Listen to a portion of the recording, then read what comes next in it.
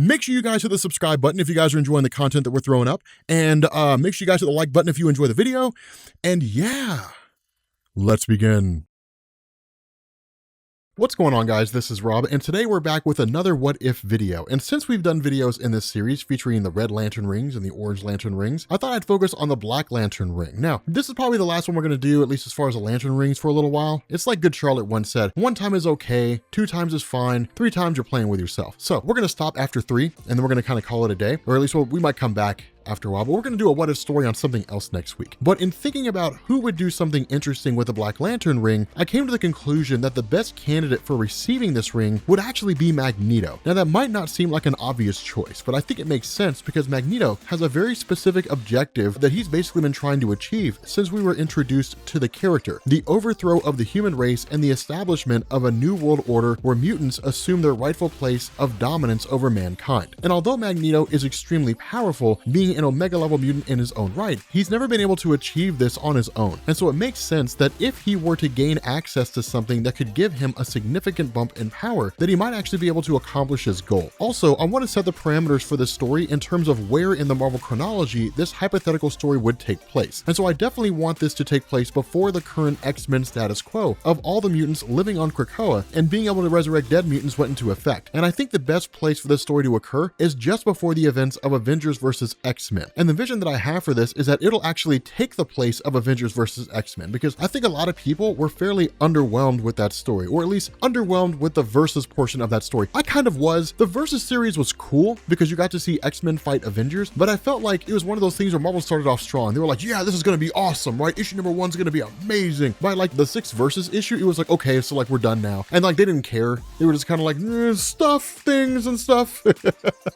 Then that was basically it. But the first thing we have to figure out is how Magneto gets his hands on a Black Lantern ring. At this time, Magneto is actually a member of the X-Men, but his alliance with the X-Men has always been a bit tenuous, as some members of the team have a hard time getting past the fact that he's tried to kill them like 1,000,000 times, which is fair. So as it turns out, their suspicion is justified, and it turns out that Magneto is not 100% committed to Xavier's dream of peaceful coexistence between humans and mutants, and that he's actually been meeting in secret with the Scarlet Witch, who at this point was still canonally recognized as being the daughter of Magneto. Scarlet Witch, as you probably know, is an extremely powerful magic wielder, and in this story, we learn that her abilities have actually grown to the point that she's able to travel between dimensions, and as part of her alliance with her father, she's been looking for powerful artifacts to aid his quest for mutant supremacy. Now, you could probably guess from the premise of this video that one of those artifacts is the Black Lantern ring, and so she travels to the DC universe, learns about the ring, and then takes it back to Magneto, who keeps it in his proverbial back pocket until the perfect opportunity to use it presents itself. Now, another thing that happened in the X-Men line of comics at this time was the impending return of the Phoenix Force and its anticipated union with Hope Summers, its chosen host. Now, the conflict over what should be done about this set the Avengers and the X-Men at odds with one another, with the Avengers wanting to prevent the Phoenix from possessing Hope and the X-Men welcoming it as a rebirth of their species. In this version of the story, however, instead of allowing war to break out between the Avengers and the X-Men, which he fears will lead to the unnecessary deaths of many of his fellow mutants, once the Avengers make known their intentions to take Hope into custody, Magneto dons the Black Lantern ring and sets in motion the eradication of mankind to pave the way for a world where mutants reign supreme without fear of interference from humanity. Now, once he wields the Black Lantern ring, Magneto is able to reanimate the dead and use them as his own personal army. His move is to go to the ruined island of Genosha, which was once a mutant paradise to some 16 million mutants inhabiting it, but was ultimately reduced to rubble and most of its citizens killed by Cassandra Nova's wild sentinels. And just by going there, Magneto is able to raise for himself an army of millions of slain mutants, which not only has symbolic significance because it turns the greatest massacre of mutant kind into a weapon that could be used for humanity's undoing, but also makes Magneto and his hordes of reanimated mutant zombies the most pressing threat to the Marvel Universe. Unfortunately for him, this is also the thing that causes the X-Men and the Avengers to put their differences aside and unite against this new threat. The Avengers still think the Phoenix Force needs to be stopped, but that must be dealt with after Magneto's zombie horde is defeated. Now, the X-Men do not not respond to Magneto's tactics here, as although they do want a resurgence of their species, they are totally unwilling to side with Magneto in pursuing what amounts to genocide. And so rather than hailing him as their savior as he had hoped, the X-Men find themselves in the familiar role of casting Magneto as their greatest villain. And so the X-Men and the Avengers divide into strike teams to respond to the several attacks that Magneto is orchestrating around the globe. Meanwhile, Professor X, Iron Man, Black Panther, Doctor Strange, Namor, and Reed Richards, known collectively as the Illuminati, meet to try and figure out a way to neutralize Magneto's newfound power. Now, after some discussion, they go their respective ways, hoping to find anything they can to stop Magneto. Eventually, Doctor Strange returns and explains that he's followed the trail of magic unwittingly left behind by Scarlet Witch, which led him to another dimension where he learns about the Black Lantern rings and how they can be defeated. Now, after explaining that there were rings of other colors in that dimension capable of negating the power of the Black Lantern rings, he also explains that he was unable to bring them back because bringing too much of that universe into this one would weaken the barrier between them and could open them up to all sorts of new threats. Instead, he explains that it's the emotional spectrum that's really the most effective weapon against Magneto's Black Lantern ring, and that the rings are really just conduits through which emotional energy is channeled. And so determining that willpower and any other strong emotion will negate the effects of the Black Lantern ring, the Illuminati formulate a plan to tap into Charles Xavier's telepathic ability to alter the emotions of others and project these emotions psychically to their teammates that are on the ground fighting against Magneto's zombies. And so Black Panther and Iron Man work on a way to try and reconfigure Cerebro to be able to boost the emotional signal being sent out by Xavier. Xavier's also going to be boosted by fellow telepaths Emma Frost and her stepford Cuckoos, as well as Hope Summers, whose mutant power is the ability to copy or enhance the powers of others. And so while this is going on, the X-Men and Avengers are actually fighting these zombies and taking heavy losses. The zombies can be killed, but only if they're killed quickly enough that their bodies cannot regenerate. Furthermore, if they are able to bite someone, they're able to turn them into a zombie as well. And so we've seen several heroes falling in this manner. Once the Illuminati put their plan into place, however, and Xavier starts using his abilities to inspire willpower and hope into the minds of the heroes, it actually seems to be working, and the heroes begin making headway in taking out the zombie horde. However, something goes completely wrong when Hope goes into shock, which greatly weakens the signal of Xavier's psychic boost. To make matters worse, Magneto is able to raise more and more corpses faster than the heroes can destroy them, and so they begin to become overwhelmed in a battle of attrition. Cutting back to Hope, it quickly becomes clear that what the Avengers had feared and the X-Men had hoped for has finally happened, and the Phoenix Force has returned to Earth and claimed Hope as its host. Now, the shock and fear of the Phoenix's return quickly turns to optimism as the Phoenix's attention is clearly focused on Magneto and his forces, and so ultimately the zombies are incinerated by the Phoenix, and Hope seeks out and locates Magneto. Now, as they stand face to face, Magneto tries desperately to explain that their missions are aligned, but Hope completely shuts him down, stating that she's come to bring life and that he's given the planet to death. And so she destroys the Black Lantern ring, purging the Marvel Universe of its corrupting presence, before explaining that while she is able to keep the Phoenix Force in check for now, Hope is fleeing Earth in order to figure out what degree she's able to control it. And so she flies off into space, leaving the Avengers and the X-Men to try to deal with the fallout from Magneto's attack, as well as prepare for what happens if Hope is unable to control the Phoenix and comes back to Earth. First, they discuss what should happen to Magneto, with each side arguing that they should be the ones responsible for taking him into custody. As Captain America and Cyclops argue, Wolverine enters the picture, presumably to act as a mediator, but everyone is shocked when he pops his claws and cuts Magneto's head off on the spot. Everybody looks at him and he says that he's tired of Magneto duping the X-Men into thinking that he's changed when he never would. Now, that'll never happen again, and he turns in his Avengers card and renounces his membership in the X-Men, sick of being torn between the two competing factions and wanting no part of any upcoming conflict between the two teams. Ultimately, he says, when Hope comes back, I'll know,